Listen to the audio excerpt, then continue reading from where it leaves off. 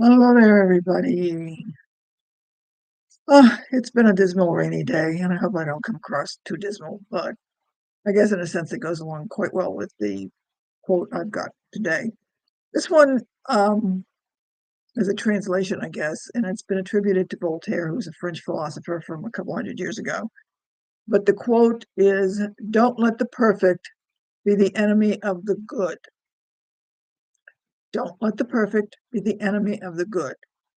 Basically, I think, and I've noticed over the course of my life that a lot of people aim for things to be perfect, and they want their papers to be perfect. They want this to be perfect. They want all their work to be perfect.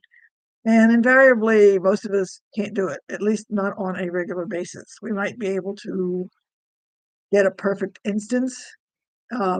I'm not sure that that happens a lot because as soon as something happens, people start to critique and say, well, this is wrong, that's wrong, that's wrong. So it's sort of like, did they ever get to be perfect in the first place? But let's assume, for the sake of argument, that you do something and it was perfect. The problem is then you feel like you have to do it again and again and again, and that becomes unsustainable. It's impractical and it just basically doesn't work.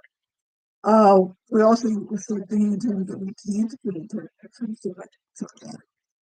I don't know if it's better or not, but anyway, sorry about that.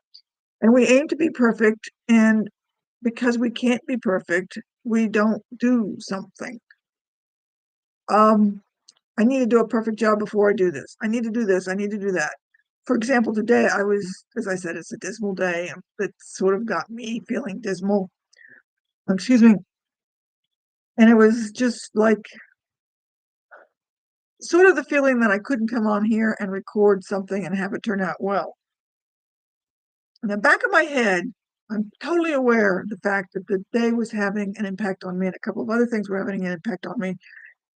And that I wasn't going to do a good job. And so I wasn't doing anything until finally I sat down and said, look, I'm going to do it. Let's just get it over and done with. This may not be the best presentation I've ever done in my entire life, but let's just do it. And so, in a sense, that's, I think, where Voltaire is coming from. Because if I had basically said, if I don't do perfect, if I don't do well, if I don't do it's some criteria of whatever I wanted it to be, then I wasn't going to do it. A couple of things are wrong with this. First of all, if I waited until everything was perfect, I'd probably never do anything in the first place. Would you? Another thing is again, as I said, how much can we do and be sustainable on everything perfect? One example I give all the time is housekeeping. I mean, you can be a perfect housekeeper once.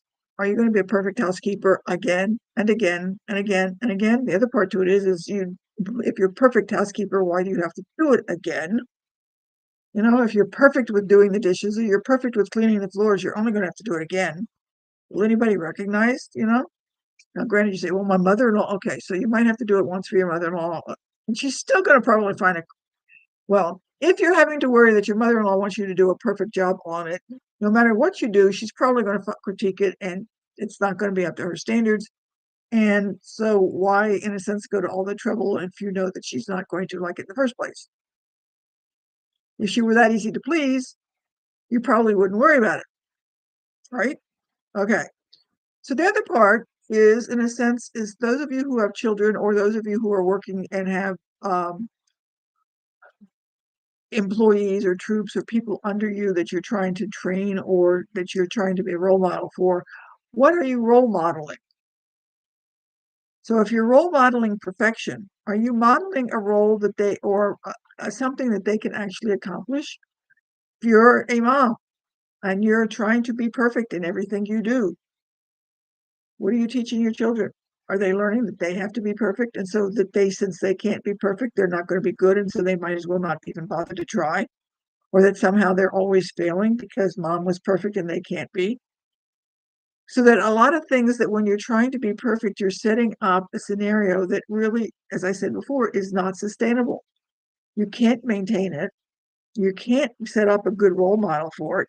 It can be an ideal and it can be something you strive for. And you look to be perfect in what you do. But I don't think it should be the goal that you have to do that. And that's the end all be all of everything. And that's where it's supposed to stop. And, that's it. First of all, an ideal by definition, is something that you can never accomplish. It's like the horizon. You keep going there and it's toward the horizon, but the horizon's still out there. You'll never get to the horizon.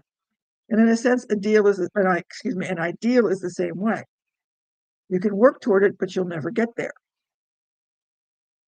So you may be more perfect today than you were last year on a particular task.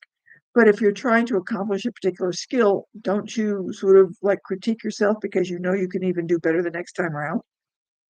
So that you're thinking in terms of how you're going to improve whatever it is you're going to do.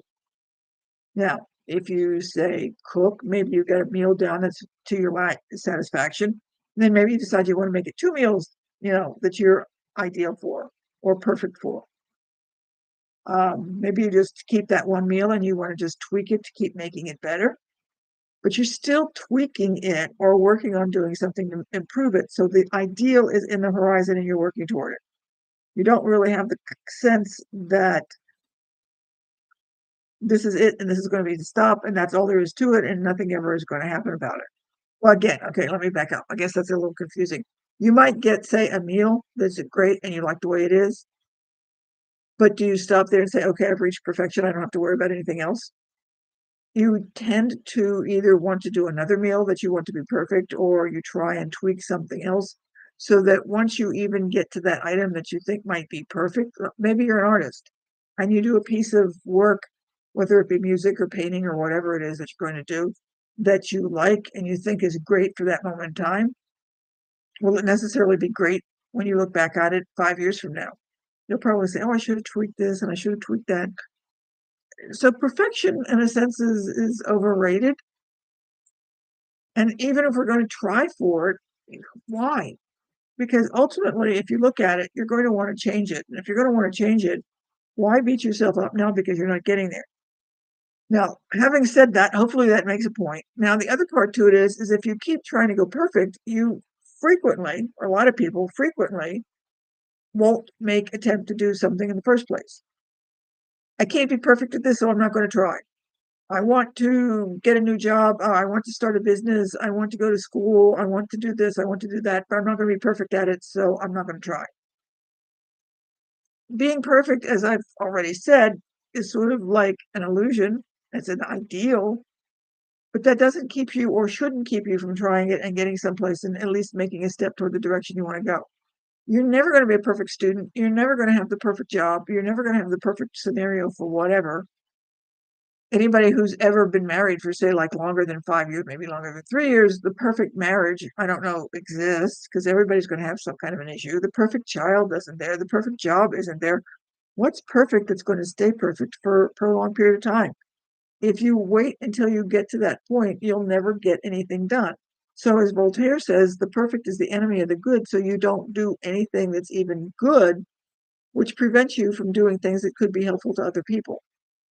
So if you say, I want to start a business so I can help other people do whatever. It just came into my mind. I want to start a business to help the homeless find a shelter. Okay, fine. So let's use that. Where it came from, I don't know, so I'm just going to go with that. So if you go say, I can't do this perfectly, I can't get everybody, I can't get everything done, I can only do a small segment, so why bother? You're at least not accomplishing something for somebody. Even if you just got one person and you helped, isn't that more than not doing anything at all? So that when you're starting to think about, I can't do this because I'm not going to be perfect, you might want to ask yourself, what can I accomplish if I get this done, even if I'm imperfect?